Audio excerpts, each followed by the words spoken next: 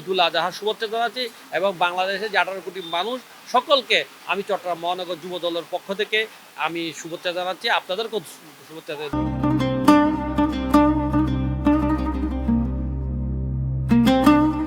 আপনাদের মাধ্যমে নগরবাসীকে পবিত্র এই ঈদুল আজহার ধন্যবাদ জানাচ্ছি।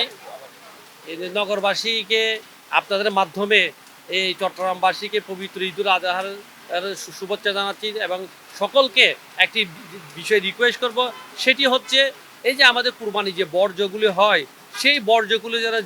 জায়গায় আমরা না ফেলি। আমরা সিটি কর্পোরেশনের নির্দিষ্ট একটা স্থান রয়েছে, সেই নির্দিষ্ট স্থানে যাতে আমরা বর্জ্যগুলি ফেলি এবং এই শহরকে সুন্দর সমৃদ্ধশালী করতে হলে, এই শহরকে একটি গ্রিন ক্লিন এবং হেলথ এবং সেফ সিটি করতে হলে এই চট্টগ্রাম শহরে 60 লক্ষ মানুষ 80 লক্ষ মানুষ যারা বসবাস করে, আমাদের সকলের নৈতিক দায়িত্ব এবং আমাদের সকলের নৈতিক মূল্যবোধ থেকে শহরটাকে সুন্দর করার জন্য, এই নগরটাকে সুন্দর করার জন্য সকলের দায়িত্ববোধ রয়েছে। এই দায়িত্ববোধ থেকে আমি সকলকে আবারও বলছি, এই যে আপনারা যে কুরবানি বর্জ্য সেগুলো যেখানে সেখানে ফেলবেন না, সিটি কর্পোরেশনের নির্দিষ্ট স্থান রয়েছে সেখানে ফেলবেন। আমি আবারও চট্টগ্রাম মহানগর যুব দলের পক্ষ থেকে চট্টগ্রাম শহরে 80 লক্ষ মানুষকে